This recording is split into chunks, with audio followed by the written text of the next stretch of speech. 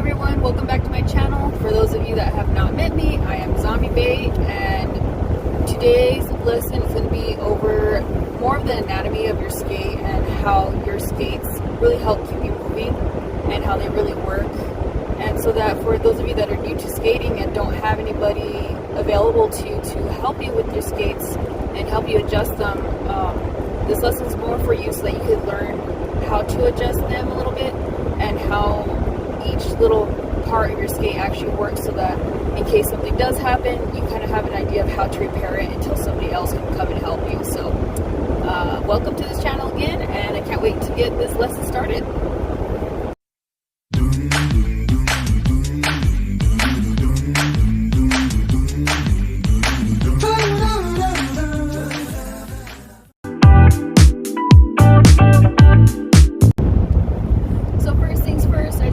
Congratulate everybody that has stepped out of their comfort zone to start to learn to roller skate. It's very intimidating. I know, I've been there. Most of the roller skaters you meet have been there, but it's such an exciting journey for everybody. And just pushing yourself to do something that you didn't think you would be capable of doing, and see yourself, 2 years down the road from now, 3 years down the road from now, even just 6 months down the road from now, and seeing yourself doing skills that you didn't think were possible is just so amazing. And I really hope that this helps your self-confidence and helps you, love yourself even that much more. Roller skating and roller derby are really huge on that aspect. So if you have any questions, always ask a veteran skater. Always ask, somebody that's been skating even just a few months longer than you, what their experience has been and how they learned a particular skill, because it might help you learn a particular skill. So just want to say congratulations on putting yourself out there and learning something new. Secondly, I did want to give all of our new skaters one bit of advice, and if it's anything that you listen to, you may not find my lessons helpful to you, and that's okay. But the one bit of advice that I hope that you take away with you starting today is that everybody's journey is going to be different. Some skaters learn faster than others. Some skills come easier to others than yourself, or whatever the case may be.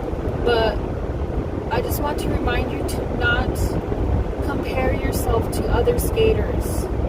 Please don't do that. That's self-sabotaging, and it really does hinder your learning capabilities. Everybody learns at their own pace, and it's totally okay to learn a skill 10 times slower than the person next to you, even though they started 2 months after you, or whatever the example may be. I just want to remind you that you have your own journey, and you should enjoy your own journey and have fun on your own journey. I've been in the skating scene for about 7 years now, the roller derby scene, and I still struggle with transitions. And that's a skill that a lot of people have learned within 2 months of being taught how to transition, and I still struggle with it even 7 years from now. But I have met skaters that can jump and they can do all sorts of really cool tricks, and they don't know how to plow stop very well, or they don't know how to T-stop very well, and that's okay. Everybody has 1 or 2 skills that just come extremely difficult to them, and if that's the case, make sure that you're ending all of your practices on a skill that you know how to do, so you can always end on a good note, and you can always end on a confident note. Self-confidence is key in learning, and just knowing that this skill of roller skating in general will boost your self-confidence. Use that to your advantage, so that you can continue to learn and continue to grow as a skater and continue to grow as a person. I know so many people that have told me that roller skating and roller derby have given them the self-confidence enough to even propel themselves to excel in their careers and their professions. So it's just an amazing, that's probably the most beautiful thing that can happen to anybody, is self-growth. So, just always leave happy on your skates, and that's the best advice I could give anybody. So now we're going to continue our lesson for today, and we're going to get started on the anatomy of your skate so that it can help you learn why we do a certain skill a certain way.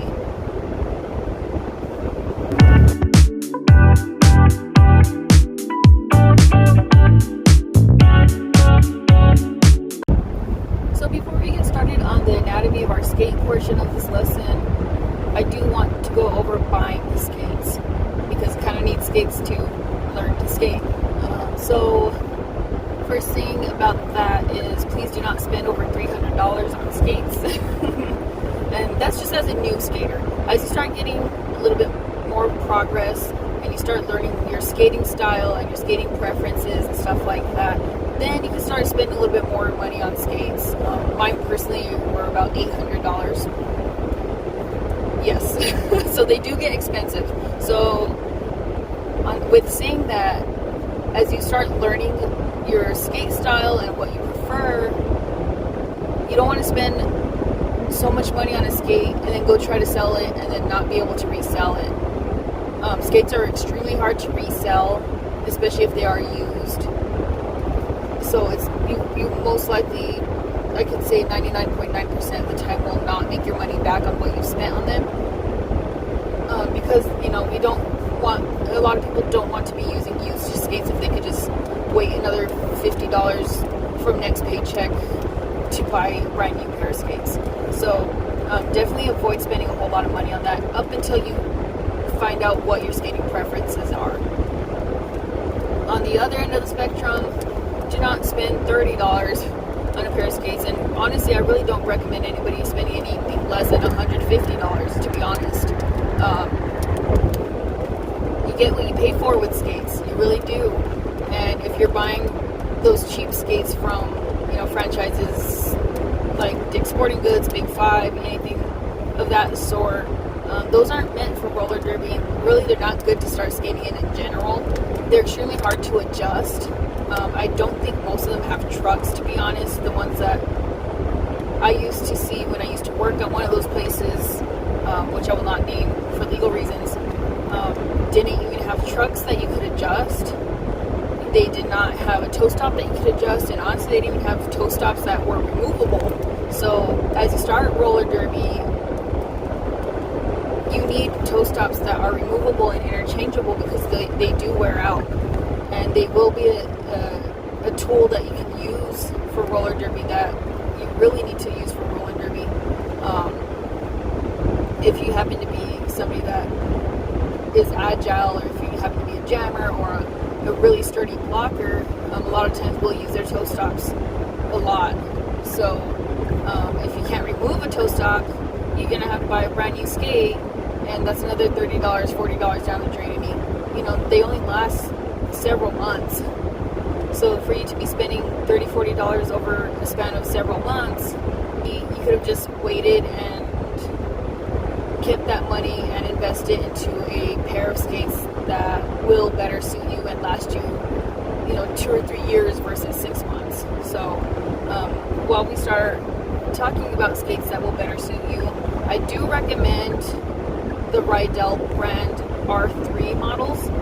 Those are a great skate to start in.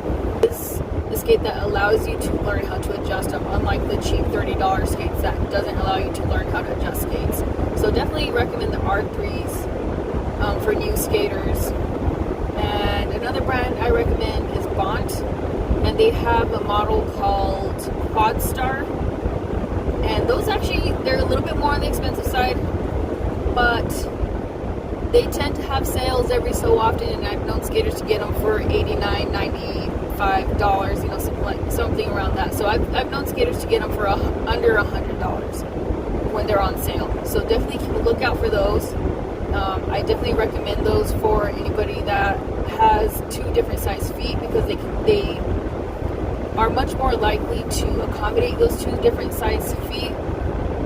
And I've known a lot of people that get custom bonds later on in their careers for the sole purpose of accommodating 2 different size feet.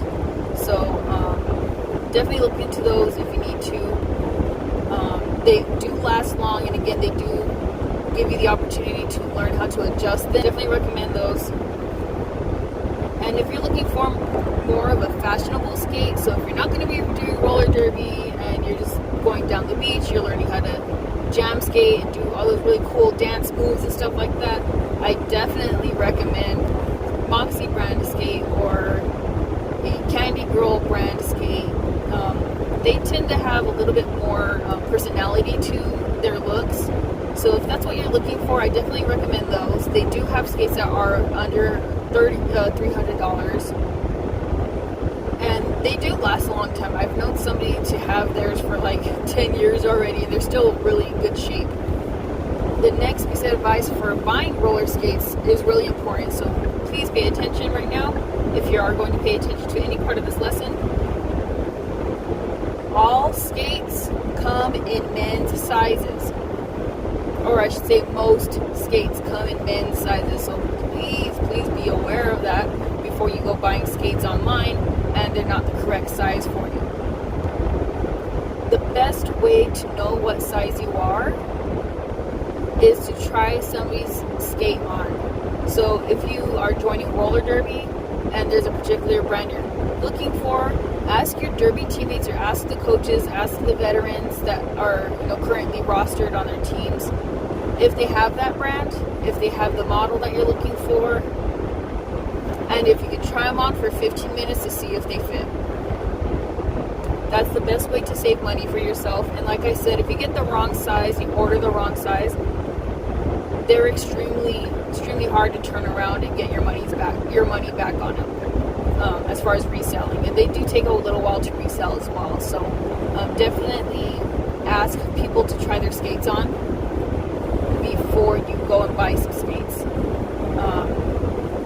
just to make sure that they fit correctly, that you're comfortable in them and they're not shifting around on your foot and making you work twice as hard to skate in them, or that they're not hurting your foot because they're too small and now your foot is crampy and you're starting to not enjoy roller skating.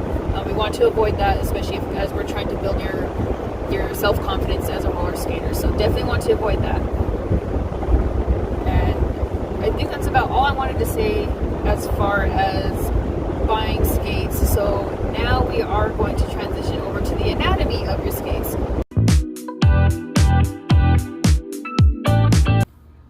We're going to talk about toe stops now. So here's a toe stop. That's the underside. That's how mine look. To be fairly honest, I don't know what brand I have. But a very popular brand to get started with is Gumballs. Those are pretty bulky. They're pretty big. They're maybe about this big. Those are pretty good to get started off with. You're not going to be putting a whole bunch of friction on those all the time. So definitely recommend those for starting skaters. You will notice that mine actually does not have a washer or anything to hold it in. So I could literally just twist them in and out. Which I don't want to do right now, just because they're at the exact level I want for my skating style. Sometimes they'll be too high, sometimes they'll be too low, and you're tripping yourself over, or you're trying to get on your tippy toes and falling forward because they're almost just not even catching you. You will have to mess around with that, so if you do have to make adjustments to your toe stops, make them very little adjustments until they feel comfortable. The general rule is to put them on the ground and have 2 or 3 fingers be able to lift up. So let me show you how that looks. So what I mean about 2 or 3 finger rule is if you were to stand on your toe stop like a high heel, you want at least 2 or 3 fingers under here. I prefer about 4 because that's what I'm comfortable with. But just for beginners, try about 2 or 3 finger lengths, just until you get used to them and finding your balance.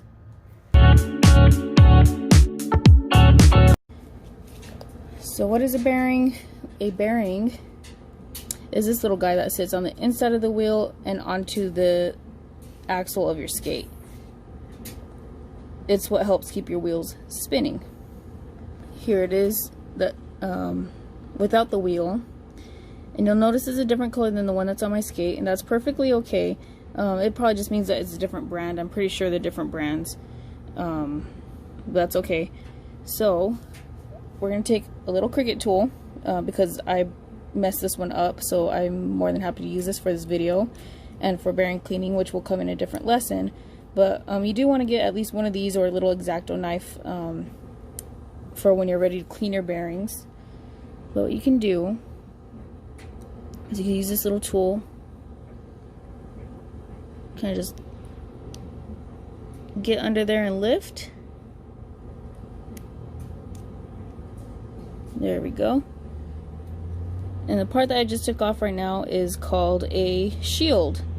So this is the shield of the bearing, and basically what its purpose is to keep dirt outside of the bearing. You can skate without them, however that means you're gonna have to skate, clean your bearings much more often.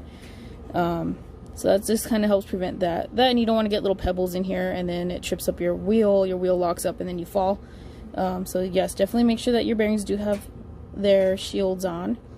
You're gonna notice right here it says ABEC 5.